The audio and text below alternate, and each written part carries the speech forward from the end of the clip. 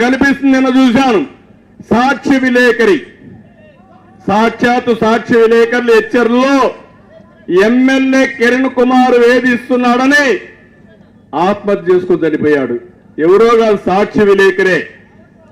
ఇంకో పక్క Kalahasti MLA PA, ఆ పిఏ ఆత్మహత్య చేసుకున్నాడని చెప్తున్నారు కానీ ఆత్మహత్య హత్య తెలియదు. వాటాలు కుదరనందువల్ల ఎక్స్పోజ్ అయింది, దానివల్ల మనిషి ఎగిరిపోయాడు. ఇంకో పక్క ఈరోజు ఇక్కడే చెప్పాను ఎమ్మెల్యే కథ.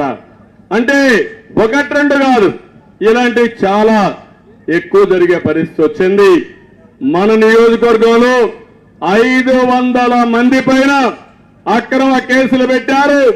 ఇక్కడే మన ఎమ్మెల్సీ శ్రీనివాసులు కూడా జైల్లో ఉండొచ్చారు. తమ్ముళ్ళు విశ్వనాథ నాయుడు అందరూ కూడా ఎక్కడెక్కడో అండర్ గ్రౌండ్కి వెళ్ళిపోయి మళ్ళా తిరిగి వచ్చారు. ఏంటి దౌర్భాగ్యం అవునా కాదా? రేపు నేను ముఖ్యమంత్రి అయిన తర్వాత వైఎస్ఆర్ కాంగ్రెస్ వాళ్ళు వదిలిపెట్టాలా అని అడుగుతున్నా. ఈ పరిస్థితి తెచ్చింది ఎవరు? సైకో అవునా కాదా?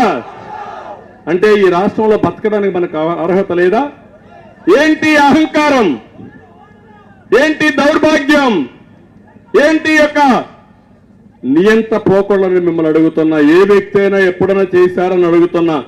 45 ఏళ్లుగా ముఖ్యమంత్రిగా, 14 సంవత్సరాలు ముఖ్యమంత్రిగా ఉన్నాను, 45 ఏళ్ళు రాజకీయాల్లో ఉన్నాను. ఏ ముఖ్యమంత్రిని నేను చూడలేదు. ప్రతి ఒక్కరూ నిద్ర లేస్తే లేకుంటే పడుకుంటే నిద్ర లేని రాత్రులు గడుపుతున్నారు. ఇంకో పక్క ఒక్క విషయం మీరు గుర్తుపెట్టుకోండి, రేపో ఎల్లుండో ఇంకొక చట్టం తీసుకొచ్చాడు. ఆ చట్టం భయంకరమైన చట్టం. ఆ చట్టం మీరు ఇది కదా,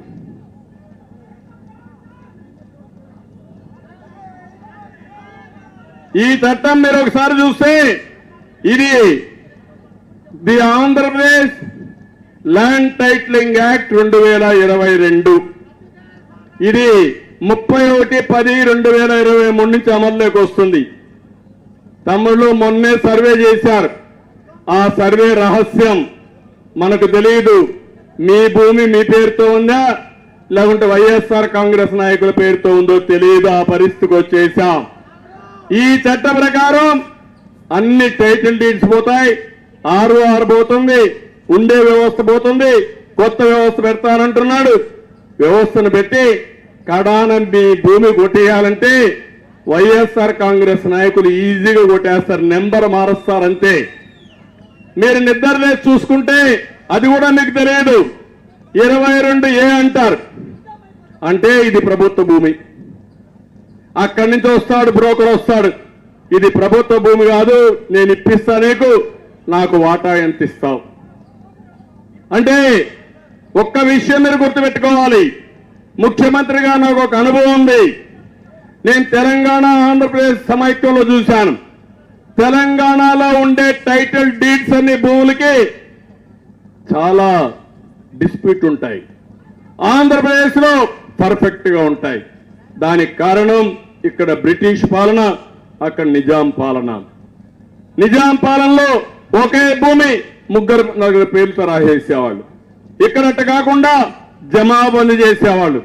సంవత్సరానికి ఒకసారి KMలు VMలు కూర్చొని జమాబందీ చేసి మన భూమి మంది అని సర్టిఫికెట్ చేసేవారు. అది చూసిన తర్వాత ఎన్టీ రామారావు గారు ఆలోచించి నా భూమికి నేను శిస్తు కట్టడం ఏంటి, స్వతంత్ర భారతదేశంలో అవసరం లేదు, భూమి శిస్తు రద్దు చేస్తా, గ్రామాధికారులు రద్దు చేస్తా అని రద్దు చేసిన పార్టీ తెలుగుదేశం పార్టీ. ఇప్పుడు ఆ వ్యవస్థను రద్దు చేస్తే ఈ సైకో జగన్మోహన్ రెడ్డి వచ్చి కొత్త వ్యవస్థను తెస్తాడంట. అంటే ఆయన గుప్పిట్లో పెట్టుకుంటాడు, నాకు ఓటేస్తే నీ భూమి నీ పేరుతో ఉంటుంది, నాకు వాటా ఇస్తే నీ భూమి నీకుంటుంది, నాకు వాటా ఇవ్వకపోతే నీ భూమి నా చేతుల్లో లెక్కలు మారిపోతాయి అనే పరిస్థితికి వచ్చాడు. ఒక్కసారి చదవండి యాక్ట్ ని. ఏదైనా ఇంత భయంకరమైన యాక్ట్ వచ్చినప్పుడు, ఒక నల్ల చట్టం వచ్చినప్పుడు 10 మందితో చర్చించాలా. నాకే తెలియదు, చూస్తే భయం వేస్తా ఉంది. రేపు రాబోయే రోజుల్లో ఇప్పుడు జయరామ్ రెడ్డి చెప్తున్నాడు ఏంటి, రీసర్వే చేసిన తర్వాత నోటీసులు ఇవ్వకుండా మీ లెక్కలు రాసేశారు.